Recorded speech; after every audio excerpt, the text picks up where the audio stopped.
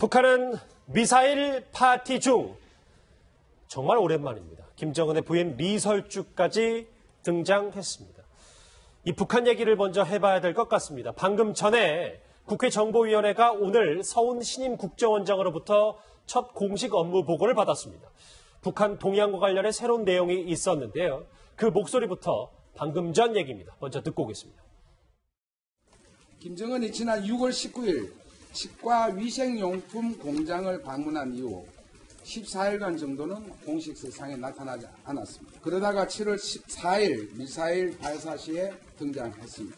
이 기간 동안 김정은은 탄도미사일 시험 발사 준비에 집중했는데 6월 말에는 평양 인근의 미사일 관련 군수시설을 방문하고 발사 당일 4일에는 새벽에 평북 미사일 발사장을 방문했다고 보고했습니다. 풍계리 핵실험장은 김정은의 지시에 따라 언제든지 핵실험이 가능하지만 현재 임박한 징후는 보이지 않다고 합니다. 불과 30분 전에 끝난 국회 정보위원회 자유한국당 이완영 의원의 브리핑이었습니다. 이제 좀 속보 자막으로도 하나씩 짚어보면서 얘기를 할 텐데 먼저 신석호 부장. 네. 보니까 이 북한은 ICBM에 핵탄두를 장착할 수 있다. 가능한 것처럼 좀 과시하고 있다. 이런 얘기가 나왔어요. 네. 그런데 우리 당국, 한미 정보 당국은 그렇지 않다라는 게 이제 잠정 결론입니다. 예. 북한은 지금 대대적으로 지금 ICBM의 성공 발사를 지금 홍보하고 있지 않습니까? 그렇죠. ICBM에다가 탄두를 달아서 쏜 다음에 그것이 다시 대기권을 나갔다가 들어오는 기술까지를 확보했다라는 게 이제 홍보 내용인데. 그렇죠. 한미 정보 당국은 두 가지입니다. 그 탄도 미사일이 화성 13이라고 하죠. 탄도 미사일이 ICBM급 사거리를 가진 건 맞다. 5,500km 이상을 날아가는 ICBM급인 거는 맞지만 그렇다고 해서 북한이 ICBM을 가졌다고 보기 어렵다. ICBM 개발에 성공했다고 보기 어렵다는 게 오늘 국회 정보위의 보고 내용입니다. 그 내용은 뭐냐면 쏴서 떨어지는 것까지는 했는데 예. 그 재진입 기술이라고 하죠. 탄두가 대기권을 다시 통과해서 땅으로 내려오는 그 기술하고 그 탄두가 원하는 목격 지점을 정확하게 타격하도록 유도하는 기술은 확보하지 못한 것으로 본다. 그래서 성공한 것은 아니다. 이것이 지금 오늘 발표의 골자가 되겠습니다. 네, 뭐 실제로 오늘 동아일보에 쓰신 칼럼을 보니까 무시하는 것이 답이다. 이런 취지의 글을 쓰셨던데 일맥상통한다고 보면 될까요? 그렇습니다. 이 북한이 ICBM을 실제로 완료했다라고 한미 정보당국이 정의하는 순간 우리 대응이 완전히 달라져야 되겠죠. 정말로 극한의 어떤 압박으로 갈 수도 있고요. 한데 일단은 무시하는 겁니다. 실제로 그것이 성공했는지 우리가 확인할 수가 없고 또 성공하지 못했다는 증거들이 있기 때문이죠. 일단 무시하고 시간을 벌자 이런 의도가 있을 수 있습니다. 그러니까 뭐 실제적으로 그 ICBM 대륙간 탄도 미사일 발사를 성공했다 손치더라도 그걸 인정하기 시작하면 이 남북 관계에 꼬이기 때문에 일단은 지금 무시 전략으로 쭉 가야 된다. 그렇습니다. 남북 관계가 꼬이는 것을 넘어서서 북한이 명실상부하게 ICBM을 가졌다라고 정의하기 전에 우리가 먼저 대비를 해야 됩니다. 준비를 하고 그 다음에 뭔가 그러니까 우리 대응책을 준비해 놓고 정의하겠죠. 먼 미래 언젠가는요.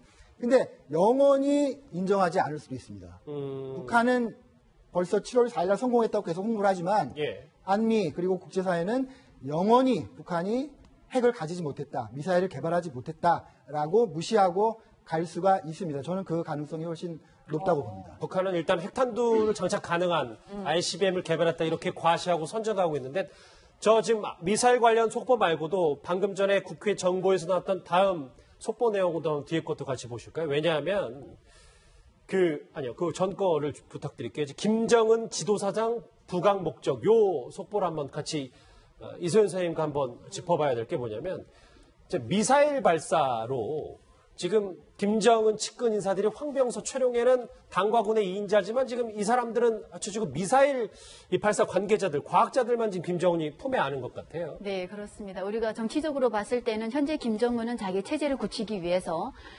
북미 간의 대화를 지금 간절히 원하고 있다라는 거죠. 그 대화를 위해서 지금 기존에도 핵실험을 준비했었고 5차례 핵실험을 했었고 또 미사일 발사도 꾸준히 했었습니다. 하지만 최근 들어와서 우리 대한민국 정부가 바뀌고 또 트럼프 정부 들어와서 대북 제재가 더 강하게 되자 지금 김정은 체제로서는 ICBM 같은 미사일 발사를 단계별로 준비를 해서 압박감을 주려는 이런 정치적인 의도가 있습니다. 그런데 여기에서 통상 보게 되면 북한의 정치적인 행사의 그 순서 서열을 본다라고 하면 당전군으로 되어 있습니다. 그렇죠. 당일군이 앞에 서야 되고 그다음 정치 부분에 들어가야 되고 군 인사들이 이렇게 서는 것이 서열상 원래 맞는 건데 최근 들어와서 지금 북한은 ICBM이 자기들이 완전히 성공을 했다라고 가시를 했고 또 그것을 더 대대적으로 북한 주민 내부 결속용으로 이용을 하고 국제사회에 더 알려주기 위해서는 그 담당한 관리 일꾼들은 내시험으로 인해서 확실히 자기들은 성공했다라는 것을 국제사회에 보여주기 위한 이런 죄송합니다. 좀 화면에 보면 김정은 좌우는 다 지금 미사일 관련 뭐 일명 전략군이라고 하는 사람들이 다 감싸고 있어요. 그렇습니다. 김정식 군수공업부 부부장이 있고요. 그다음 리병철 중앙위원회 제1부부장이 있고요. 국방과학원 원장을 하고 있는 장창하라는 분도 지금 바로 옆에 서 있고 그러네요. 실제 황병서 최룡현 같은 사람들은 그 뒤 끝으로 지금 밀어나고 있는 상황이죠. 이걸 봤을 때 지금 우리가 솔솔 나오는 얘기가 북한에서 육해 공군 외에 전략군이라는 하나의 군도 지금 창설을 지금 준비하고 있지 않느냐. 원래 지금 준비된 것이 아니냐라는 이런 얘기까지 나오고 있습니다. 예, 실제로 화면에서 봤던 장창하 원장 같은 경우는 굉장히 빠른 시간 내에 초고속 특진을 하고 있다. 뭐 이런 보도들이 있어요. 그렇습니다. 최근에 북한 상황을 보면요. 굉장히 면밀하게 다 준비된 것들을 하나씩 하고 있는 거예요. 김일성 묘소에도 가고, 그 다음날은 뭐 또 잔치도 열고, 연회도 열고 이렇게 하지 않습니까? 그러니까 7월 4일 날 미국의 독립기념일 날 쏘고, 그렇죠. 그것이 성공하든 실패하든 우리 성공했다고 우기고, 그런 다음에 그걸 대내외적으로 이렇게 그 준비된 그 시나리오에 따라 홍보한다. 이런 플랜에 따라 지금 가는 건데요. 그 중에 하나가 바로 미사일 발사 성공에 기여한 사람들 승진시키는 거죠. 그래서 별 2개에서 별 3개, 중장에서 상장으로 승진시켰다. 이거는 뭐 너무나 당연한 시나리오 중에 하나라고 볼 수 있습니다. 그러니까 승진을 시키고 주변에 옆에서 항상 대동해서 데려다니고 승진시킨 다음에 또 파티 열어서 밥 먹이고 뭐 이런 여러 가지 시나리오들을 착착 진행되고 있는 거네요. 그러면. 그렇습니다. 지금 북한에서 나오는 여러 가지 지금 그 파티들 또 연회들 또 집회들 이런 것들은 김여정이 주도하는 그 선전선동부가 아주 그 오랜 기간에 걸쳐서 계획한 거라고 볼 수 있는데요. 그 중에 이제 하나가 선물 정치인 거죠. 그 등급을 높여주고. 그래서 앞으로도 아마 당분간은 이런 상황들이 계속 많이 연출될 걸로 그렇게 보고 있습니다. 그런데 지금 오늘 ICBM 관련해서 뭐 국회 정보에 속보도 나왔습니다만 그 아주 좀 흥미롭고 놀라운 사진 하나 포착됐어요. 신성학 부장 같이 보면 저게 뭐냐면 김정은이 저렇게 ICBM의 이동식 발사대가 올라가는 모습을 바로 코앞에서 지켜볼 때 저렇게 담배를 피고 있고 뻐끔뻐끔 저게 상당히 위험한 행동 아니겠습니까? 김정은만 할 수 있는 저것도 의도적으로 연출된 건가요?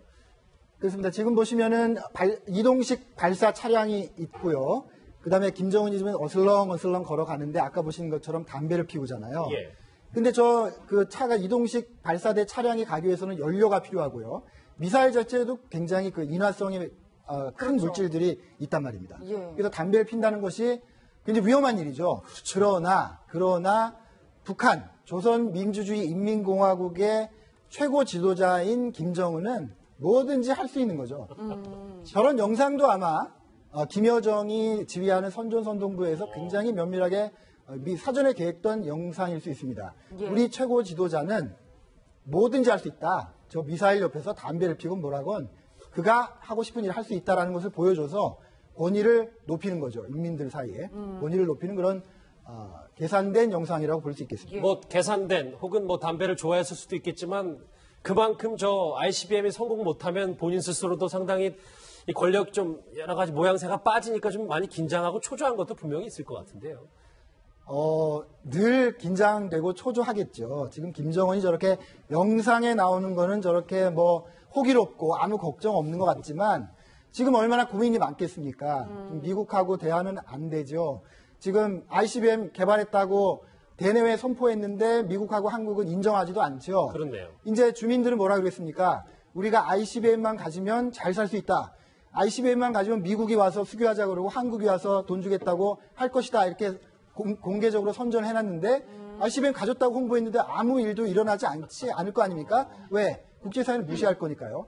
야, 이제 어떻게 하지? 고민이 많을 겁니다. 예, 뭐 어쨌든 북한에서는 지금 대대적인 축하 행사를 계속 이어가고 있는데 이설주의 모습이 131일 만에 등장을 했어요. 정말 오랜만에 보는 얼굴이에요. 네, 올해 아마 1월 1일 날에 처음 등장을 했고 3월 달에 식수 행사 때 한번 등장한 이후로 이번에 지금 처음 등장을 했습니다. 예. 또 이번에 ICBM 발사를 하면서 군수공무부 간부들을 데려다가 공연을 했는데 아주 이례적인 공연이었습니다. 이 공연이 뭐냐면 그동안의 북한의 그 공연 행태를 보게 되면 모란봉 악단만 나와서 한다던가 청봉 악단만 나와서 한다던가 이렇게 했었는데 이번에는 대규모로 모란봉 악단과 청봉 악단이 같이 나왔습니다. 같이 대규모 이런 공연을 하면서 거기 이설주가 등장을 했는데 사실 그동안에 몇 가지 추측을 할 수가 있겠죠.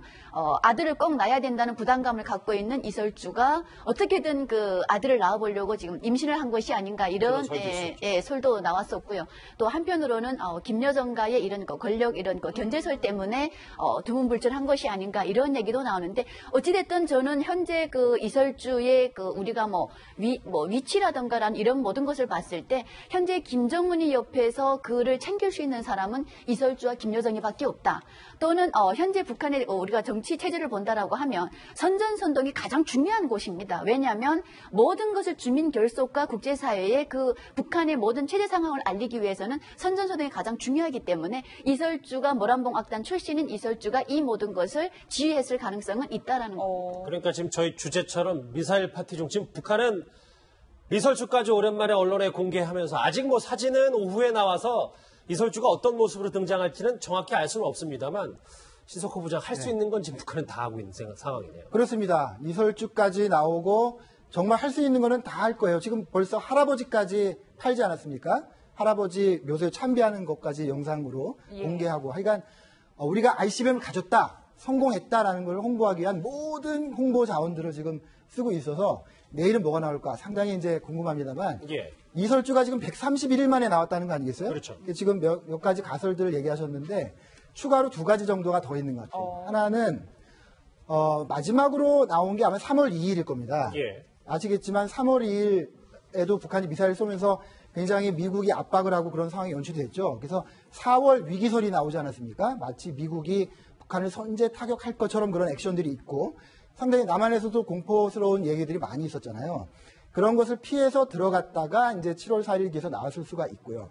하나 좀 희극적인 시나리오는 어제 말입니다. 어제 어떤 방송에서 이설주가 안 보인다. 이설주가 130일째 안 보여서 이게 뭔가 이상하다라는 보도를 했거든요. 아, 우리 언론에서요? 그렇습니다. 그래서 그거 아니야. 나 잘 있어. 라고 이설주가 급히 나왔을 가능성이 있지만 그거는 좀 재미로 하는 얘기죠. 왜냐하면 오래전부터 아마 계획돼 있던 일일 가능성이 큽니다. 예, 뭐 실제로 이설주도 등장을 했지만 저는 이 인물도 참 오랜만에 보는 것 같은데 김여정도 축하연에서 직접 김정은의 꽃다발을 챙기는 모습을 보여줬어요. 네, 그렇습니다. 그동안에 김여정 같은 경우는 골결핵이죠. 뼈에 생기는 결핵으로 인해서 두문불출하고 있다라는 얘기가 나왔는데 실질적으로 그의 병 증세에 대해서 북한에서 방송을 하지 않는 이상은 정확히 알 수 없지만은 그 김여정이 우리가 변해간 모습을 보게 되면 확실히 여러 가지 그런 병 증세에 시달리는 모습처럼 보이기는 했었습니다. 근데 우리가 그 김여정과 이설주의 관계를 본다라고 한다면 김여정 같은 경우는 지금 노동당 선전부의 제1부부장으로 지금 승진되어 있고 또는 그 밑에 지금 최룡해나 항병서 중앙당 모든 간부들이 김여정이를 통과해야만이 그 모든 문서가 김정은에게 올라갈 정도로 또는 그에게 무릎 꿇고 정말 아부를 떨어야만이 그 모든 것이 해결된다라는 얘기까지 나오고 있는데 그만큼 북한에서의 그 김여정의 실세가 권력이 좀 더 자리를 많이 차지하고 있는 건 맞는 것 같습니다. 하지만 이설주도 이해 못지진 않다. 제가 봤을 때는 지금 김정은이 옆에서 비서실이 있는데 비서실에 지금 가장 실세가 누구냐면 현성월입니다. 사실은 모란봉 악단의 단장으로 2015년에 아직 중국 현성월 관련해서는 막 설들이 좀 많긴 많잖아요. 네, 중국 방문도 갔다 왔죠. 또 거기에서 국제부 그 부부장을 했던 김성남이라는 사람이 같이 따라갔음에도 불구하고 김성남이가 그 현송월이 앞에서 쩔쩔매면서 중국 공연을 취소를 해야 된다. 그래서 현송월이 모든 지혜에 의해서 그때 공연단이 그 철수를 했었습니다. 그러고 들어가서 지금 비서실을 맡고 있다라고 하는 것은 그만큼 김정은이가 이설주의 그 모든 것도 무시하지 못하고 지금 그 모든 것을 이설주의 얘기, 김여정 얘기를 같이 들어주고 있는 이런 판국이 아닌가. 그러니까 믿을 사람은 그들밖에 없다라고 보는 것 같습니다. 두 분 전문가 얘기를 쭉 들어오니까 지금 나올 수 있는 사람은 다 나오고 있고 할 수 있는 행사는 지금 북한이 다 하고 있는 것 같습니다. 방금 전 국정원 보고에서도 그런데 좀 흥미로운 점이 북한 주민들이 평양으로 몰린다는 내용이 하나 있었습니다. 그 목소리 같이 한번 들어보시죠.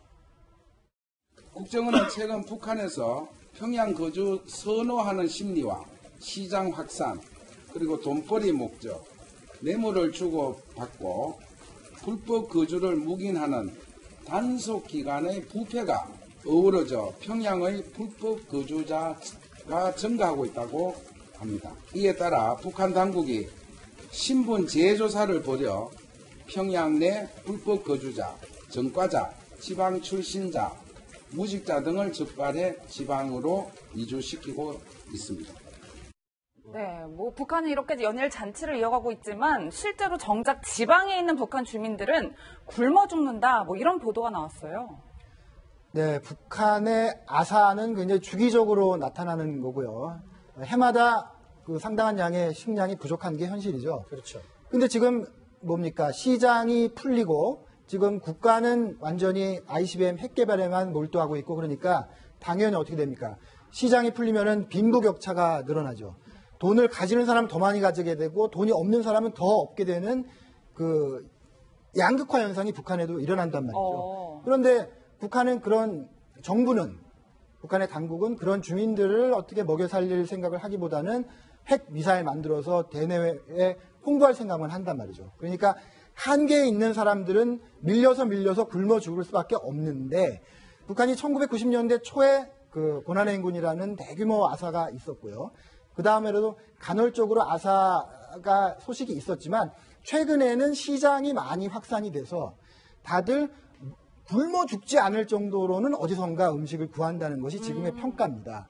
그래서 만약에 아사한 사람이 있었다면 지금 최근에 정말로 한계에 몰린 그런 사람들은 역시 못 먹어서 죽을 가능성이 있는 거죠. 그러니까 그것과 연동되어 있는지 모르겠는데 지금 저 과거 얘기는 평양 얘기잖아요. 오늘 저 브리핑에선 평양의 불법 거주자들이 증가해서 이제 신분을 조사해서 다시 지방으로 강제 이주시킨다는데 지금 이제 먹고 이제 본인들 생활이 너무 어려우니까 평양으로 다 몰릴 수밖에 없는 겁니까?